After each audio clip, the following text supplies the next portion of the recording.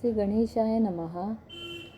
स जयति सिंधुर्वदनो देवो यत्पादपङ्कजस्मरणं वासरमणिरीव तमसां राशीन्नाशयति विघ्नानां. प्रारंभी श्री गजाननाचे स्मरण केले असता सूर्योदय होतात. ज्याप्रमाणे तिमिर समूहांचा नाश होतो त्याप्रमाणे सर्व विघ्नांचा नाश होतो. तो सिंधुर्वदन देव उत्कर्ष पावत आहे.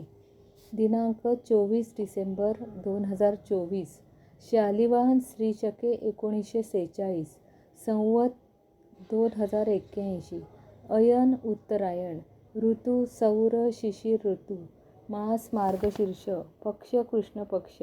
तिथी नवमी संध्याकाळी 19:53 पर्यंत. नंतर दशमी तिथी सुरू. नक्षत्र हस्त दुपारी 12:17 पर्यंत. नंतर चित्रा नक्षत्र सुरू.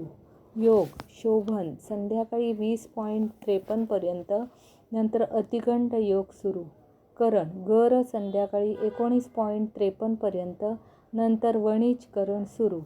आज आकाशात राशीत असणारे ग्रहज्ञान. मेष राशीत हर्षल वक्री 29 अंशावर. वृषभ राशीत गुरु वक्री 19 अंशावर. मिथुन राशीत कोणताही ग्रह नाही. कर्क राशीत मंगळ वक्री 9 अंशावर. सिंह राशीत कोणताही ग्रह नाही. कन्या राशीत चंद्र 20 अंशावर. केतू वक्री 7 अंशावर. तुळ राशीत कोणताही ग्रह नाही. वृश्चिक राशीत बुध 16 अंशावर. धनु राशीत रवी 8 अंशावर. मकर राशीत शुक्र 24 अंशावर. कुंभ राशीत शनी 19 अंशावर. मीन राशीत राहू वक्री 7 अंशावर. नेपच्यून 3 अंशावर.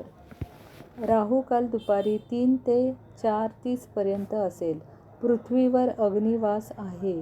मंगळवार हा देवीचा वार असल्यामुळे देवीला कुलदेवतेला फुले अर्पण करावी व कुलदैवताये नमःचा जप करावा.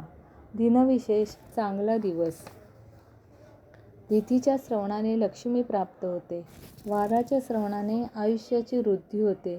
नक्षत्राने सर्व पातक जाते. योगाने रोगांचे निवारण होते. कर्णाच्या श्रवणाने चिंतित मनोरथ सिद्ध होतात. सर्वांच्या श्रवणाने नित्य गंगास्नानाचे फल मिळते. शुभं भवतु.